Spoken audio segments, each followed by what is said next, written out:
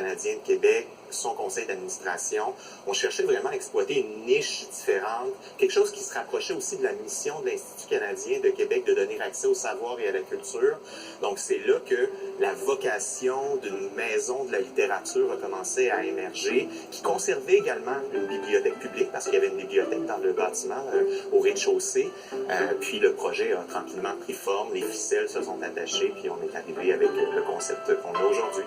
Et ce qui est intéressant, c'est que dès 2005, avant même l'ouverture des lieux, la Maison de la littérature commence déjà à se déployer dans la ville. Absolument, parce qu'il y avait ce souhait-là de faire quelques pas qui nous amèneraient à la vie réelle de cet espace formidable qu'on a aujourd'hui entre les mains. Ça a pris quand même une quinzaine d'années avant de concrétiser le projet de la Maison de la littérature.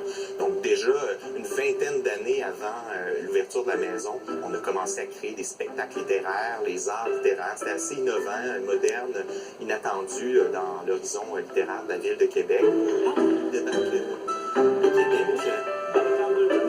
On a conservé les traces de différents éléments des époques que traversait la maison de la littérature.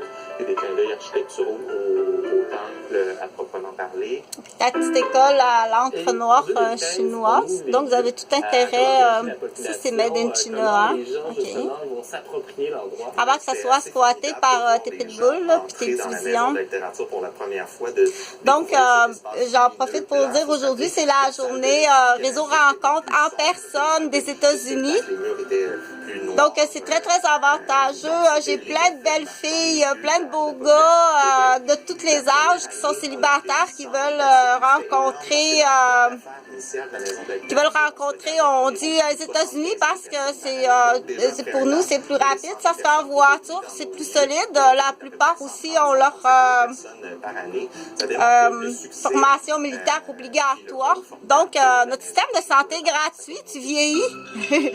Ça va être très avantageux pour toi de venir balayer. Donc, ça, j'ai des comptoirs, là, de postes de comptoir, là, d'escalade de loterie humaine. Oui, c'est de l'escalade de loterie humaine et c'est des... donc, j'ai beaucoup de monde à balayer au Québec. Est-ce qu'on va tout mettre ça en prison? Là, je sais pas. Mais aujourd'hui, c'est la journée en réseau contact. Tu as le temps de t'en venir. Puis, vers les midis, toute l'après-midi, au centre commercial Place Cité, en face de l'hôpital Opération Enfant Soleil, justement, aujourd'hui. Donc, les célibataires sont là. Soyez pas gênés. Et puis, comme je dis, l'échange d'argent, c'est avantageux de vendre aux États-Unis ta propriété.